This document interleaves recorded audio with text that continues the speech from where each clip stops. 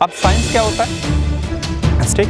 अब scientific methods क्या होते हैं। साइंटिफिक मेथड बेसिकली आपके डिफरेंट पॉइंट फिनोमिना होते हैं, उनको डेप्थ जा करके आप कितना फिजिक्स में आ रहा है, साइकिल चला रहे हैं फिजिक्स में आ रहा है, टीवी देख रहे हैं फिजिक्स में आ रहा है, आपके यहाँ लाइट जल रही है फिजिक्स में आ रहा है। तो दो प्रिंसिपल पे काम करता है। फर्स्ट प्रिंसिपल होता है आपका यूनिफिकेशन, दूसरा होता है रिडक्शन।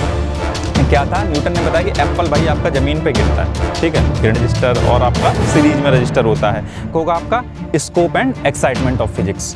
तो है वो मैक्रो में करता है, जो आपके थर्मोडाइनमिक्स होते हैं या इलेक्ट्रिसिटी होते हैं या फिर कोई भी ऐसी चीज़।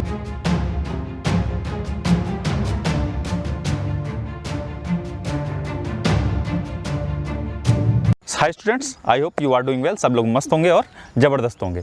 जैसा कि हम लोग ऑलरेडी अपनी केमिस्ट्री की सीरीज निकाल चुके हैं, केमिस्ट्री में हमने चैप्टर 1 कंप्लीट कर लिया है। सो आज हम डिस्कस करेंगे अबाउट फिजिक्स। सो ये फिजिक्स हुआ है,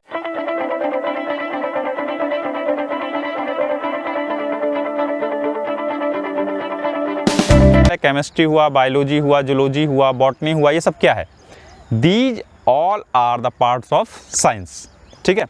अब साइंस क्या होता है, साइंस इज बेसिकली आपका एक साइंटिफिक अप्रोच है, ठीक है। साइंस जो वर्ड लिया गया वो साइंसटिया से लिया गया, जो कि आपका एक लैटिन वर्ब है, ठीक है। इसे आप हिंदी में या आप संस्कृत में विवान भी कह सकते हैं, और उर्दू या अरेबिक में आपने इसको पढ़ा होगा इल्म करके, ठीक है। सो अभी हम बात कर रहे थे कि साइंस जो होता है वो एक साइंटिफिक मेथड होता है, होते हैं जो आप, ठीक। अब साइंटिफिक मेथड्स क्या होते हैं, साइंटिफिक मेथड बेसिकली आपके डिफरेंट पॉइंट्स में इंटरकनेक्ट होते हैं। जैसे कि आप कोई भी चीज़ लीजिए, जैसे हम नेचर की बात करते हैं, नेचर में बैठ के पढ़ रहे हैं तो नेचर की बात करेंगे।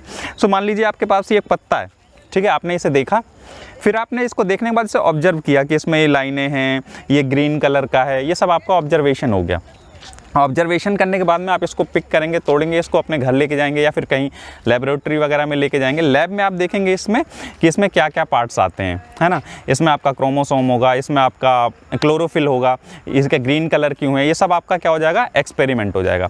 एक्सपेरिमेंट करने के बाद फिर आप इसको प्रिडिक्ट करेंगे, ठीक है, इसके नेचर को प्रिडिक्ट करेंगे कि आपके बाकी की भी जो लीव्स होंगी वो किस कलर की होंगी, किस कलर की नहीं होंगी। अगर वो ग्रीन कलर की हैं दैट मीन्स उनमें आपका क्लोरोफिल है, अगर ग्रीन कलर की नहीं है दैट मीन्स उसमें क्लोरोफिल नहीं है। So you can say that कि साइंटिफिक मेथड में आपके डिफरेंट पार्ट्स होते हैं, वो इंटरकनेक्ट होते हैं।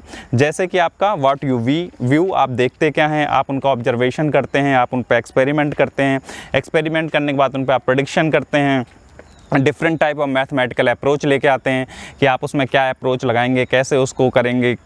सो ये सारे जो होते हैं डिफरेंट स्टेप्स वो आपस में इंटरकनेक्ट होते हैं, तो वो that's is known as the scientific method, ठीक है। अब हम बात करते हैं साइंटिफिक मेथड होने के बाद में, अब हम साइंस के बारे में आगे बढ़ते हैं। जैसा हमने कहा कि साइंस होता है वो आपका एक साइंटिफिक मेथड होता है, अप्रोच होता है।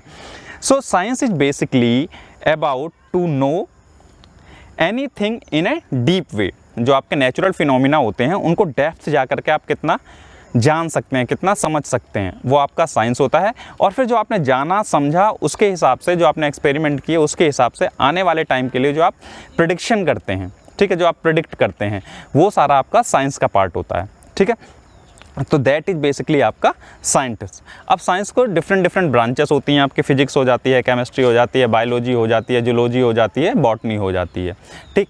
अब हम क्योंकि फिजिक्स पढ़ रहे हैं तो हम केवल फिजिक्स के बारे में डिस्कस करते हैं। फिजिक्स को ना दो पार्ट्स में बांटा गया। आपका फर्स्ट पार्ट था क्लासिकल फिजिक्स, सेकंड पार्ट था आपका नेचुरल फिजिक्स, ठीक है। सो अभी हम लोग जो हम बता रहे थे फिजिक्स के बारे में, फिजिक्स वर्ड जो आया, फिजिक्स वर्ड आया ग्रीक वर्ड से, जिसका मतलब ही होता है नेचर। इसीलिए हम नेचर में आकर के आपकी स्टडी करवा रहे हैं और सारे टॉपिक्स जो ले रहे हैं वो नेचर के ही ले रहे हैं। सो फिजिक्स बेसिकली आपके टू प्रिंसिपल पे काम करता है। फर्स्ट प्रिंसिपल होता है आपका यूनिफिकेशन, दूसरा होता है रिडक्शन, ठीक है। सो यूनिफिकेशन क्या होता है, यूनिफिकेशन कहने का मतलब आप ये कह सकते हैं कि जो आपके डिफरेंट प्रॉपर्टीज ऑफ लॉ हैं और यूनिवर्सल लॉज हैं, उन यूनिवर्सल लॉज का यूज हम मोर देन वन प्लेस पर करें। जैसे हम न्यूटन के लॉ की बात करते हैं, न्यूटन का लॉ क्या था, न्यूटन ने बताया कि एप्पल भाई आपका ज़मीन पे गिरता है, ठीक है, गिरने दो, तो उन्होंने एक लॉ दिया ग्रेविटेशन, आपका ग्रेविटी का लॉ दिया, ठीक है।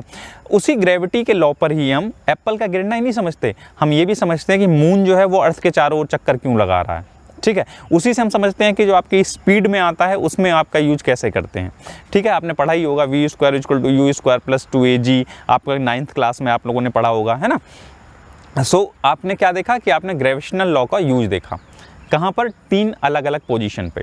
ऐसे ही आपका इलेक्ट्रिसिटी के भी डिफरेंट लॉ होते हैं जो कि आपके अलग अलग जगह पे यूज होते हैं, ठीक है। तो जो कि आपने क्लास 10th में पढ़ा भी होगा कि आपका पैरेलल होता है रजिस्टर और आपका सीरीज में रजिस्टर होता है। तो रजिस्टर के आपके डिफरेंट यूज आपने देखे होंगे। सो इस तरीके से हम कह सकते हैं यूनिफिकेशन करना, जहाँ पर एक लॉ को आप अलग अलग जगह पे यूज कर रहे हैं यूनिवर्सली, उसको हम कहते हैं यूनिफिकेशन कहना। अब रिडक्शन क्या होता है, जैसे वर्ड ही बताता है रिडक्शन मीन्स होता है किसी चीज़ को छोटा करना। सो आपके जो डिफरेंट बिगर कॉम्प्लेक्स थ्योरीज हैं उनको आप सिंपल कॉन्सेप्ट में जब आप डिवाइड करते हो तो that process is known as the reduction, ठीक है। सो ये आपका था यूनिफिकेशन और रिडक्शन। सो नेक्स्ट टॉपिक होगा आपका scope and excitement of physics. तो स्कोप ऑफ फिजिक्स क्या है, स्कोप ऑफ फिजिक्स क्या होता है, आप क्या समझते हैं स्कोप ऑफ फिजिक्स से। सो स्कोप ऑफ फिजिक्स, इसके पीछे आप इतनी दुनिया परेशान है, सारे के सारे लोग परेशान हैं। मून क्या है, मून के बारे में जानना चाहते हैं, पेड़ पत्तियों के बारे में जानना चाहते हैं, सरकार इतना पैसा खर्च कर रही है। तो स्कोप वो क्या है scope basically. So scope of physics के बारे में चलिए हम पढ़ते हैं। सो स्कोप ऑफ फिजिक्स के बारे में अगर हम ज़्यादा डिटेल में जाएँ तो इसको ना हम 2 पार्ट्स में डिवाइड कर सकते हैं। पहला होता है आपका मैक्रो फिजिक्स, दूसरा होता है micro physics, MACRO and MICRO। तो मैक्रो फिजिक्स क्या होता है, MACRO। मैक्रो फिजिक्स होता है आपका जो लैब में आप डिस्कस करते हैं या लैब में जाके एक्सपेरिमेंट्स करते हैं, जो कुछ भी आप लैब में करते हैं वो आपका मैक्रो में आता है। जो आपकी क्लासिकल फिजिक्स, जो कि मैंने आपको थोड़ी देर पहले बताया था कि फिजिक्स के 2 पार्ट्स थे। सो उसमें एक आपका क्लासिकल फिजिक्स था। क्लासिकल फिजिक्स जो डील करता है वो मैक्रो में करता है। जो आपके थर्मोडाइनमिक्स होते हैं या इलेक्ट्रिसिटी होते हैं या फिर कोई भी ऐसी चीज़ जो आप में लैब में जाके एक्सपेरिमेंट कर सकते हैं, वो सारा आपका मैक्रो में आता है। तो आपने अब जान लिया माइक्रो के बारे में। अब हम बात करेंगे माइक्रो के बारे में, MICRO के बारे में। तो माइक्रो क्या होता है, माइक्रो जैसे वर्ड ही बताता है कि आप उसमें एकदम डीपली जाते हैं। और डीपली किस में जाते हैं, डीपली हम जाते हैं एटम्स में। एटम्स में क्या जाते हैं, एटॉमिक के बारे में जितना बात करें, या हम मॉलिक्यूलर के बारे में जितना बात करें, या न्यूक्लियर के बारे में हम जितना बात करें, वो सारा हमारा आता है माइक्रोस्कोपिक में, ठीक है। माइक्रोस्कोपिक एंड मैक्रोस्कोपिक में डिफरेंस आप समझ गए होंगे। अब हम बात करते हैं एक्साइटमेंट ऑफ फिजिक्स के बारे में। फिजिक्स का मतलब आप ये समझ लीजिए, फिजिक्स सब चीज़ों को आप जो भी देखते हैं ना, सब फिजिक्स में आता है। आप गाड़ी चला रहे हैं, फिजिक्स में आ रहा है। साइकिल चला रहे हैं, फिजिक्स में आ रहा है। टीवी देख रहे हैं, फिजिक्स में आ रहा है। आपके यहाँ लाइट जल रही है, फिजिक्स में आ रहा है। तो मतलब फिजिक्स के डिफरेंट टाइप्स को आपके यूज होते हैं। अब जो लॉज होते हैं आपके बेसिकली 2 टाइप्स के लॉ होते हैं। और यू कैन से जो साइंटिस्ट होते हैं ना, वो 2 टाइप के होते हैं। आप भी 2 तरीके के होते हैं। एक होते हैं जो जैसे आप मैथ लगाते हैं, मैथ में आपने देखा होगा एक सवाल कई तरीके से निकलता है। कुछ लोग क्या करते हैं, जो टीचर ने पढ़ाया, जो आपके रूल्स थे, उसी पर चलते चले गए और उसी को फॉलो करके आंसर निकाल लिया। और कुछ होते हैं जो कि जिनके दिमाग में कीड़ा होता है, अच्छा ये ऐसे निकला और कैसे निकलेगा, ये ऐसे निकला और कैसे निकलेगा। तो सेम टाइप में आपका जो फिजिक्स का भी एक्साइटमेंट है ना, आप ऐसे ही देख सकते हैं। जो साइंटिस्ट लिए या जो फिजिक्स मतलब रीड करते हैं या एक्सप्लेन करते हैं या फिजिक्स के डिफरेंट लॉज निकालते हैं, वो 2 तरीके के लोग होते हैं। एक वो लोग होते हैं जो कि आपका यूनिवर्सल के जो लॉ पहले से ही चले आ रहे हैं, ठीक है, यूनिवर्सली जो फॉलो हो रहे हैं, चाहे वो ग्रेविटी का रूल हो न्यूटन का, या फिर फैराडे का कोई इलेक्ट्रिसिटी का रूल हो, या फिर आपका लेफ्ट थंब का रूल हो या राइट थंब का रूल हो, आप लोगों ने पढ़े ही हैं वो 10th क्लास में। उन्हीं रूल को फॉलो करते हुए जो आपके नए एक्सपेरिमेंट्स ढूंढे जाते हैं, नए तरीके से निकाले जाते हैं, उन लोगों के लिए होता है, ठीक है। और दूसरा, ये तो एक एक्साइटमेंट हो गया कि आप नए चीज़ें निकाल रहे हैं बट आप यूनिवर्सल लॉ को ही फॉलो कर रहे हैं। और दूसरा तरीका एक एक्साइटमेंट क्या होता है, नहीं ये गलत है, इसे मैं सही करूँगा, ये जो इन्होंने बताया न्यूटन ने वो गलत था, इसको मैं एक नया रूल लेके आऊँगा, नए रूल से समझाऊंगा। या फिर ये इलेक्ट्रिसिटी का जो रूल था ये गलत था, इसको मैं नए तरीके से समझाऊंगा। दैट मीन्स वो लोग जो कि नए तरीके से नए डिस्कवर कर रहे हैं, वो भी तो एक तरीके का एक्साइटमेंट ही है ना, जो कि उनको नए आगे बढ़ने के लिए उत्सुकता डाल रहा है उनके अंदर, ठीक है बच्चों। सो आज की डेट में हम इतना पढ़ते हैं। नेक्स्ट क्लास में हम बाकी के टॉपिक्स कवर करने की कोशिश करेंगे। आई विल ट्राई कि ये आपका जो चैप्टर 1 है वो 3 क्लासेस में ख़त्म हो जाए, ठीक है। सो अगर आपको ये वीडियो पसंद आता है और आपको कुछ लगता है कि आपने कुछ गेन किया, नॉलेज गेन की, तो प्लीज़ हमारे चैनल को लाइक करें, सब्सक्राइब करें और अपना फीडबैक ज़रूर दें जैसा कि आप देते हैं। Thank you so much.